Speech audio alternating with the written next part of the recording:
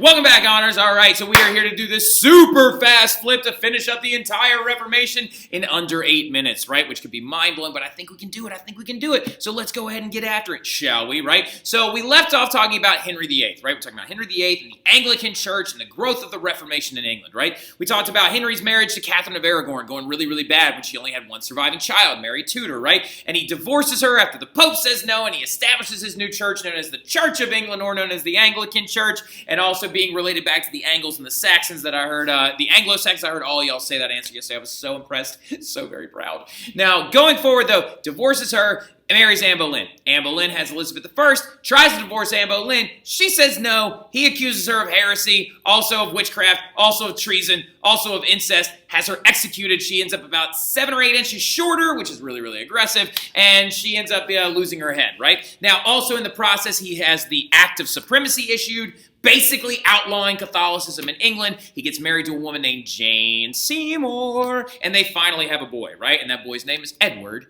VI, right? Henry would go on to have 3 more wives, right? Number 5 was also beheaded before dying, and we did a little dance and, did a little song in class when Jenna was just saying, divorced, beheaded, died.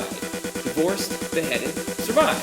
Divorced, beheaded, died. Divorced, beheaded, survived. Divorced, beheaded, died. Divorced, beheaded, survived. I really hope y'all like that jam. It's a really, really good one. But he did go on to have 5 or 3 more wives, right? One he ends up divorcing because he says he didn't like her, but that was a whole other big snafu. One ends up being beheaded because she cheated on him, and one ended up just not dying before him, right? Ends up actually outliving him. Now, when he dies, his son Edward does take over, right? But he only rules for about 6 years, okay? Some historians argue that he only really truly ruled for like 9 months, right? Only due to the fact because he was sick constantly. Look at this guy, right? Edward is constantly sick, okay? His genetic makeup is not the best. He is constantly having fights with illnesses and stuff like that. And also what he ends up getting later on in life is a bacterial infection known as tuberculosis, right? And Edward VI, jot this down, dies from tuberculosis at the age of 15. 15 years old, this kid dies when he had just been on the throne for about 6 years, right? So in this process, he tried to prevent his sister from taking the throne,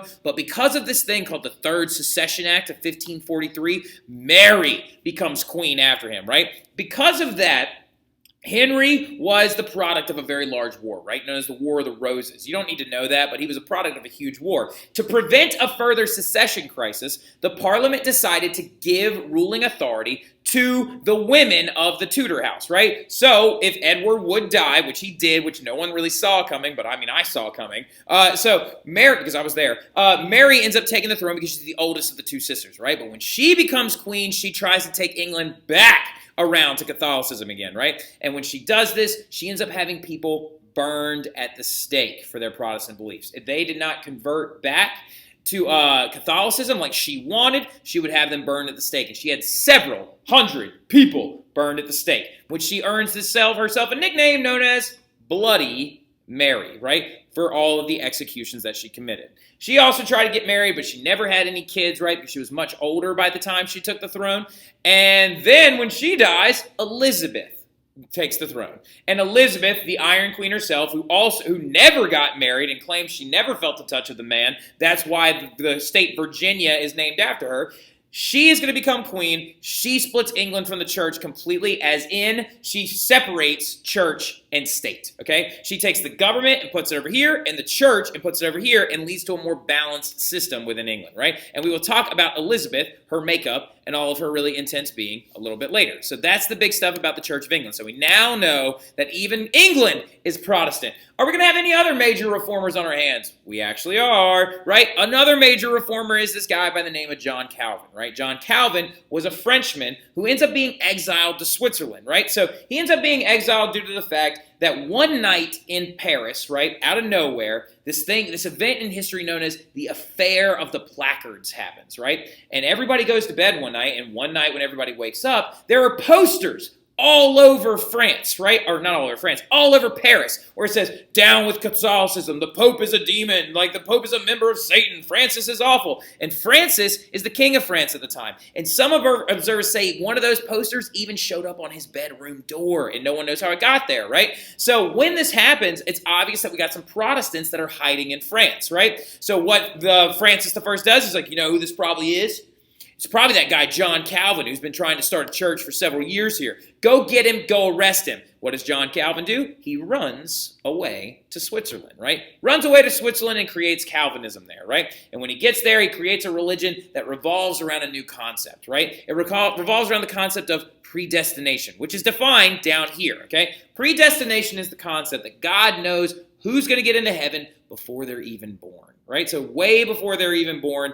And the big thing about it with this entire concept is he says that you have no free will. God knows every mistake and every success that you will have for the rest of your life.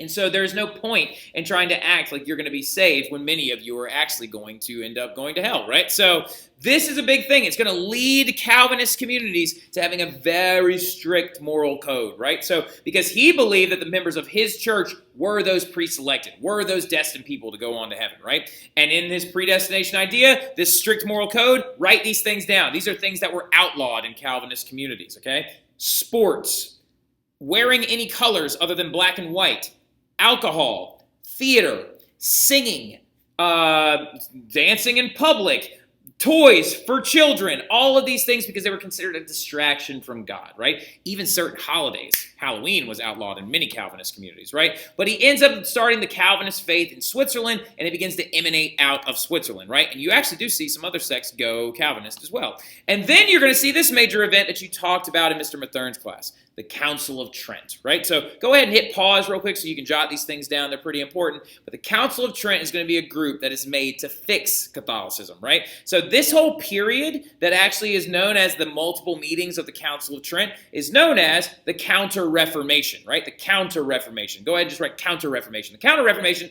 is when the Catholic Church tried to fix itself because all these Protestants were leaving, right? They're going to do a lot of stuff. They're going to regulate priest training. They're going to outlaw indulgences. They're going to let women work in the church to help educate children, leading to the establishment of Catholic schools, right? They're going to bring back the Inquisition a little bit more intense, which is really a bad one. It's not really a good reform of the Council of Trent, but it does solidify the Inquisition. They're also going to establish new orders, though, as well. And one of those new orders is known as the Jesuits, right? Yes, that's right, like Jesuit high school. Some of you are like, ew, calm down. Mr. Mathern was one. Leave the man alone. The Jesuits, also known as the Society of Jesus, were founded by Saint Ignatius of Loyola. And it functioned a lot like a military organization. That's why Jesuit boys act the way they do, right? Very disciplined, very strict, right? They emphasized discipline and obedience to the Pope, and they traveled all over the world spreading Christianity and spreading Catholicism, right? But they are a product of the Council of Trent. And that is the end of this flip. I will see y'all soon. We will review this stuff. If you want to come see me in S period or in the morning, we will totally get you done, okay? I'll see y'all guys later. Bye.